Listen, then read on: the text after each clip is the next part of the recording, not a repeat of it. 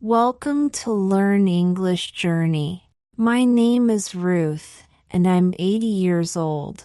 I live in a small wooden house near the train tracks in a quiet town where nothing ever really changes. Every afternoon, when the wind carries the sound of the approaching train, I stop whatever I'm doing and sit on my porch. I wait. I listen. And for a few minutes, I feel alive again. I have been waiting for 10 years. 10 long years since my son, Michael, left for the war. He was only 20 when he left, young, brave, full of dreams. I still remember the morning he boarded the train. The air was cold, and the platform was crowded with soldiers, mothers, and wives holding back tears. Michael hugged me tightly and whispered, "Don't cry, Mom. I'll be back before you know it." I smiled through my tears and told him, "Then I'll wait for you right here every afternoon when the train passes." He laughed, kissed my cheek, and said, "Then I'll know where to find you." Those were the last words he ever spoke to me. When the train disappeared around the bend, I kept waving until there was nothing left to see, only smoke fading into the sky. That was 10 years ago, but for me, it still feels like yesterday. For the first few months, letters came. Short ones, full of hope. He wrote about the men in his unit, about the desert, the heat, the stars at night. He always ended with the same words, "Tell the train I'm coming home." And I would smile, light the lamp on my porch, and whisper back to the night, "I'll be waiting." Then, one day, the letters stopped. No one told me what happened. The army sent only a notice that said "missing in action." That phrase became my prayer and my curse. It meant he might be gone, or that he might still be out there somewhere. So I waited. Every day, every season. Through winters that froze my bones and summers that baked the earth beneath my chair. The neighbors stopped asking about him after a while. Some thought I had lost my mind. Maybe I did, but I couldn't stop.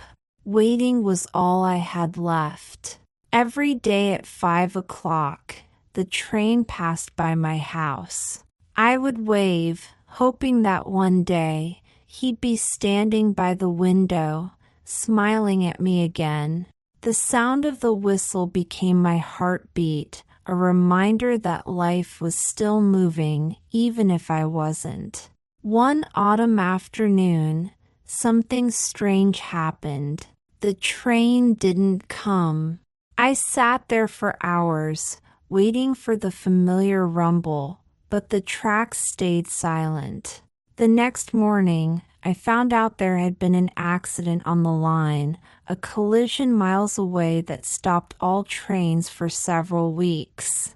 The world seemed to fall silent with the tracks. No sound, no motion, no hope.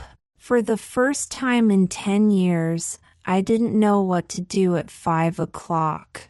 That same week, a young reporter came to town. His name was Sam. He was writing a story about the train accident. When he heard about me, the old woman who waited every day for her son, he came knocking on my door. I almost didn't open it. I didn't want to be anyone's story. But he smiled, polite and gentle, and said, "Mrs. Ruth, may I talk to you for a few minutes?" So I invited him in. We sat in my kitchen, drinking tea from cups that no longer matched.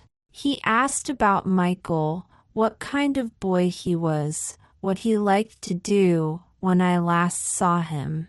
I told him everything. How Michael used to draw maps of the world and said he'd see every place marked in red. How he played the harmonica when it rained. How he promised to come home by train. Sam listened quietly, taking notes, but I could tell he was moved. When he left, he said softly, "You have a beautiful heart, Mrs. Ruth." I smiled and replied, "It's old, but it still beats for him." A few days later, Sam came back with something in his hands, a newspaper. On the front page was my story, "The Mother Who Still Waits." He had written about my life, the waiting, the hope, the train. I didn't know whether to be angry or grateful. But then letters began to arrive. Not from Michael, but from strangers all over the country. Veterans, mothers, teachers, children. They wrote things like, "Your story gave me courage, and my brother never came home either, but your hope reminds me of him." My little mailbox overflowed with envelopes and flowers. For the first time in years, the house didn't feel empty. One afternoon, a man in a military uniform appeared at my door. He looked older, tired, and his eyes carried a story of their own. "I'm sorry to disturb you," he said, "but I knew your son." I felt my breath catch. You knew Michael?" He nodded. "He was my friend. We fought together until the end. He saved my life." He paused. "He didn't make it, ma'am, but his last words were about you." I closed my eyes. I had always known this moment would come, the truth I wasn't ready to face. The man continued, his voice breaking. "He told me to tell you, to keep the light on, that he would find his way home through it." I cried that night, not the way I used to, with despair, but with peace. For 10 years I had waited for a train that would never bring him back. But now I understood that, in some way, he had come home. He had found me, not in body, but in memory, in the love that never faded. The next evening, I did what I had done every day for 10 years. I sat on my porch and watched the horizon.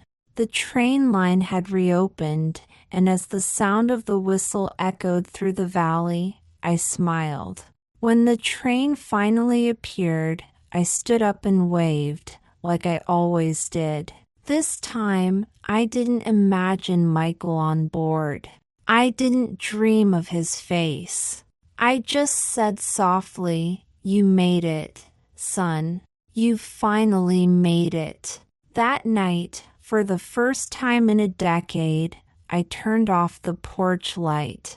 And when I looked up, I saw the stars shining brighter than ever, like windows to another world, where maybe he was smiling down at me. He came home, just not the way I imagined. If you enjoyed this story, please like the video and share it with your friends. Don't forget to subscribe to our channel for more English stories and lessons. Your support means the world to us. See you next time here on Learn English Journey.